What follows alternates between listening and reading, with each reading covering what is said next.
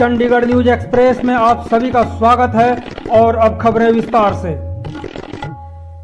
चंडीगढ़ शहर के एसडीएम साहबान आपसे आग्रह है कि समाज सेवी भाजपा के वरिष्ठ नेता सतिंदर सिंह को जरा ध्यान से सुनें, क्योंकि आप सुनेंगे तो समाज का भला होगा। यदि आप सतिंदर सिंह को सुनेंगे तो गरीब या पीड़ितों का कल्याण होगा।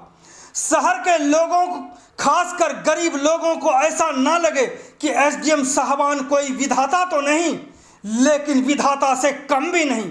एसडीएम साहबान जब भी चाहे किसी को जेल भेज दें, जब चाहे छोड़ दें या छुड़ा दें, यानी एसडीएम साहबान सब कुछ कर सकते हैं। एसडीएम साहबान की मुट्ठी में दुनिया बसती है। इसलिए एसडीएम साहबानों से आग्रह है कि सतिंदर सिंह, जो पेशे से एडवोकेट भी हैं, को जरूर सुने, ताकि आप भी धरातल में रहकर समाज को राह दिखा सकें, वाद विवाद पर लड़ने और झगड़ने वालों के साथ न्याय कर सकें, किसी को भटकने से रोक सकें। मेरा न सिर्फ चंडीगढ़ शहर के बल्कि देश के लोगों से भी आग्रह है कि सतिंदर सिंह के इस साक्षात्कार को जरूर सुने, क्योंकि सब डिविजनल मजिस्ट्रेट यानी एसडीएम के अधिकार और दुरुपयोग के बारे में पूरी जानकारी दी गई है। तो सुने सतिंदर सिंह को। सतिंदर जी, एसडीएम के पावर को लेकर के काफ़ी सवाल खड़े किए जा रहे हैं। यहाँ कई एसडीएम हैं, खासकर गरीब लोग जो झगड़ा करते हैं आपस में, पड़ोस में कभी लड़ाई झगड़ा हो जाती है लोगों के बीच, और पुलिस वाले उसको अपने गिरफ्त में लेने के बाद एसडीएम के यहाँ पेश करते हैं और एसडीएम के यहाँ पेश करने के बाद उन्हें जेल भेज दिया जाता है। इस अधिकार को लेकर के, कानूनी अधिकार को लेकर के कई लोग काफ़ी सवाल करते रहते हैं। इस पर आपसे हम जानना चाहेंगे कि गरीब लोग कैसे जिएं, क्योंकि जेल जाने के बाद उनकी स्थिति भी विचित्र सी हो जाती है, जीना हराम हो जाता है उनका बाहर निकलने के बाद। ये कुछ मामले पिछले कुछ समय से बहुत ज़्यादा आ रहे हैं, क्योंकि पुलिस वाले, खासकर ये कॉलोनी का एरिया है चंडीगढ़ में, जो ये जितनी अपनी शहर के आस पास की कॉलोनी है जिसे कहते हैं, वहाँ से रात को कभी किसी की लड़ाई होगी, कुछ हो गया, आपस में पड़ोसियों में गर्मा गर्मी होगी, या फिर कोई छोटी छोटी बातें होगी, वाद विवाद हो गए, तो पुलिस वाले उनको पकड़ लेते हैं। फिर अगले दिन उन्हें एसडीएम के पास पेश करते हैं। जब एसडीएम के पास पेश करते हैं, एसडीएम कानून को ना अपनाते हुए सीधा उनको, बड़ी मौके आए हैं 3-4 तो मेरे भी संज्ञान में हैं, उनको सीधा जेल भेज देता है। कभी कोई किसी को 3 दिन के लिए, किसी को 4 दिन के लिए, किसी को 2 दिन के लिए। फिर वो बेचारा जोड़ता, हाथ पैर जोड़ता है, सब कुछ देता है, फिर आगे जमानत देता है। परंतु जहाँ तक एक बार ये 8-10 साल पहले ये बातें चंडीगढ़ में बहुत एसडीओ ने पकड़ना शुरू किया था, तो उस समय हमने ये विषय बड़ा गंभीरता से उठाया था, बड़ी रिप्रेजेंटेशन भी दी थी।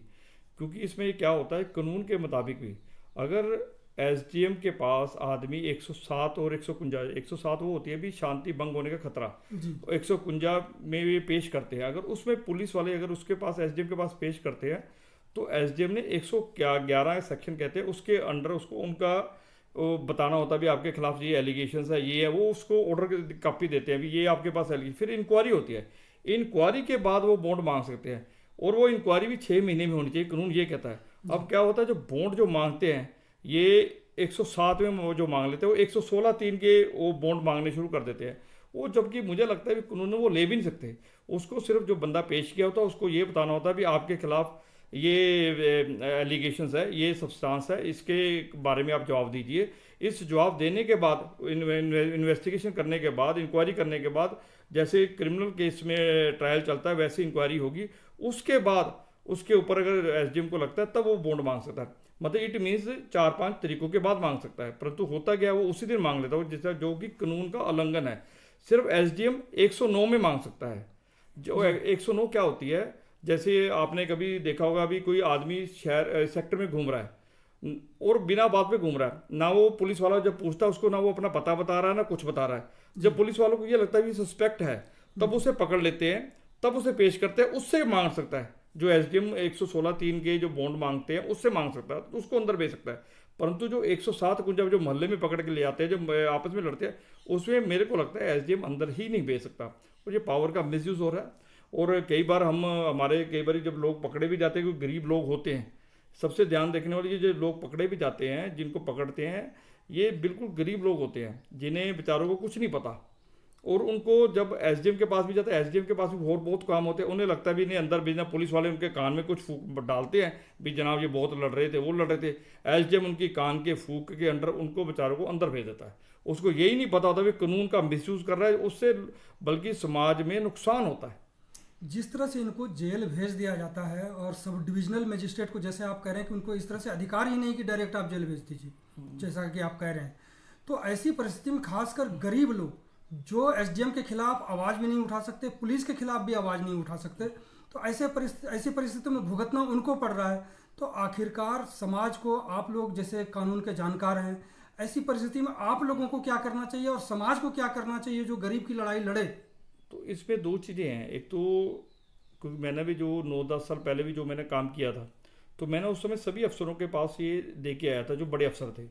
उसके बाद वो रिप्रेजेंट नीचे भी आ गई थी। उसके बाद बल्कि 1-2 एसडीओ मेरे को अभी भी याद आया, सरदार जी थे यहाँ पे 43 में उधर स्पोर्ट्स कम्प्लेक्स में, तो उन्होंने मेरे को बुला के मेरे से सारा मटेरियल भी लिया था, जजमेंट्स भी लिए थे। उसके बाद उन्होंने किसी आदमी को ऐसे गलत नहीं किया था। बट सबसे बड़ी बात एक तो एक एंगल ये है भी इनको एक बार बार याद कराना, इनकी अपनी क्लासेस लगनी चाहिए भी आपके पास क्या पावर्स है क्या नहीं है। दूसरा जो मुझे को लगता है, जो अपनी सामाजिक जितने लोग हैं, क्योंकि ये लोग भी प्रशासन के खिलाफ कभी बोलते नहीं है और कभी एसडीएम जो गड़बड़ करता है, और मैंने ऐसे भी लोग देखे हैं जो अच्छे अच्छे नेतागिरी भी करते हैं, वो 3-3 दिन भी अंदर रह के आए हैं, परंतु वो पुलिस वाले से लड़ेंगे, कांस्टेबल से तो लड़ेंगे, पर एसडीएम से कभी नहीं लड़ेंगे। क्यों? ये जो हम अगर मान लो हमने डैमेजेस का केस भी डालना है, किसी का केस भी डालना है, उसमें सतेंद्र सिंह नहीं डाल सकता। वो केस जो बंदा अंदर गया वो ही डालेगा जी। तो वो बेचारे इतने, जो बंदा अपनी जेल अंदर चले गया उसे लगता है भी मैं बाहर आ गया, मैं बिना बाद में पंगे में क्यों पढ़ूं, उसको वैसे ही वो एक डरा होता, दूसरा लोग डरा देते हैं, तो इस कारण से कार्रवाई करते नहीं। इस करके ये एसडीएम जो गड़बड़ करते हैं ये स्कोट फ्री चले जाते हैं। वैसे अगर ये ऐसे मामले अगर कोर्टों में आने शुरू हो जाएं या हाई कोर्ट्स में जाने शुरू हो जाएं, तो मुझे लगता है 2-3 एसडीएम यहाँ पे अपनी कोई ना कोई उनको डैमेजेस देना पड़ेगा और ये काम रुक जाएगा। तो जिस तरह से जो सब डिविजनल मजिस्ट्रेट है जब कुर्सी पर होते हैं तो निश्चित रूप से गरीब के सामने तो वो अपने आप को विधाता से कम नहीं समझते होंगे, इसलिए शायद उनको मौका नहीं मिल पाता और जेल भेज करके वो शहंशाह समझते होंगे। तो ऐसी परिस्थिति में आखिर कदम क्या उठना चाहिए, क्योंकि गरीब लोग कदम उठा नहीं सकते, कौन आएंगे ऐसे? जो सामाजिक संस्था है वो भी मैं देख रहा हूँ कि इस मामले को नहीं उठाने में सक्षम है, तो फिर होगा क्या, कैसे? सक्षम तो सभी हैं, सक्षम तो गरीब भी है और सक्षम तो ऊपर वाले लोग भी हैं।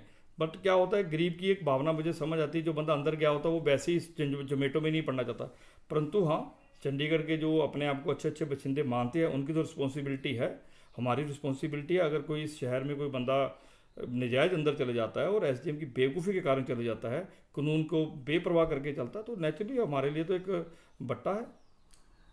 आप सीनियर एडवोकेट हैं, आपको एसडीएम के लिए क्या मैसेज होगा और गरीब लोगों के लिए क्या मैसेज होगा जो अपनी हक की लड़ाई लड़ने के लिए आगे आ सकें? इसमें दो चीज़ें आपको ध्यान रखनी होगी। जो भी एसडीएम की कोर्ट में जो बेचारे बिल्कुल नए वकील होते हैं वो जाते हैं जी, वो कभी भी कोई आप सीजन वकील जा वो अफोर्ड नहीं कर पाते, वो सारे वकील वो होते हैं, क्योंकि एसडीएम को तो पहले यही नहीं पता होता इसने बैठना किसी सम पे है, और इनके पास एडमिनिस्ट्रेटिव पावर्स होती है। एडमिनिस्ट्रेटिव पावर के साथ वो जो उस लेवल का वहाँ पे जो वकील जाते हैं वो बेचारे इतनी बात भी उस जो कहते हैं वो बात करते रहते हैं, परंतु एज ए बार, पीछे मुझे याद है एक बार आज से 7-8 साल पहले की बात है, शायद नंदा साहब थे, जब मुकेश हमारे डेथ हो गई, वो सेक्रेटरी था, वो एज ए बार भी वो वहाँ पे रिप्रेजेंट किया उन्होंने उस समय डीसी के पास। उसके बाद वो काफ़ी ठीक हुआ मामला, ये 10-12 साल पहले की बात होगी। उस समय सेक्रेटरी थे मुकेश मित्तल, तो वो सारा मामला उनके संज्ञान में लाया था, शायद नंदा साहब प्रेसिडेंट भी थे, तो कुछ ऐसा कुछ मुझे याद आ रहा है।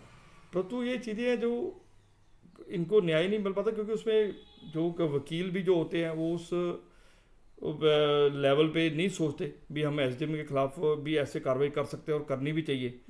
और दूसरा क्या होता है, जो हमारे जो सामाजिक संस्थाएं हैं इस चीज़ को बिल्कुल सीरियस नहीं लेती, तो ये बात तो बिल्कुल ठीक है। बाकी मुझे लगता है हम तो, मेरे माध्यम से जो होगा रिप्रेजेंट, मैं तो एक बार जैसे पहले दी थी दोबारा भी दे दूंगा। मैंने तो कई जो लोग गए हैं जो अंदर जाते हैं उनको कहता हूँ भैया आ जाओ, इसके ऊपर कुछ ना कुछ कर लो, तो कुछ ना कुछ चंडीगढ़ का भला हो जाएगा। वो बेचारे जो अंदर गया होता है वो आता भी नहीं, फिर बाद में डरा होता हो। एसडीएम को भी सलाह दे दीजिए ताकि वो ऐसा ही करें, जो उनके अधिकार क्षेत्र में है नहीं वो ना करें कम से कम।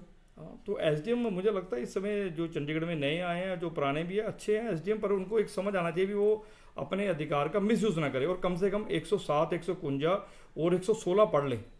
अगर 107 से लेके 116 तक क्रिमिनल प्रोसीजर कोड पढ़ लेंगे, इनकी भी क्लैरिटी हो जाएगी। बम्बे हाई कोर्ट की बहुत ज़्यादा जजमेंट है, अभी इलाहाबाद हाई कोर्ट की भी जजमेंट्स आई हैं, वो कृपा पढ़ लीजिए, उसके बाद बहुत क्लैरिटी हो जाएगी।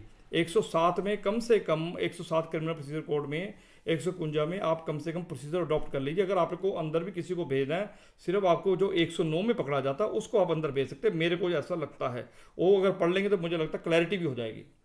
तो ये आपने नसीहत दी है एसडीएम्स को जो कानून को पढ़े बगैर और किसी को जेल भेज देते हैं। आपका बहुत बहुत धन्यवाद चंडीगढ़ न्यूज़ एक्सप्रेस से बात करने के लिए सतेंद्र जी। धन्यवाद। चंडीगढ़ न्यूज़ एक्सप्रेस के साथ बने रहने के लिए आप सभी का बहुत बहुत धन्यवाद।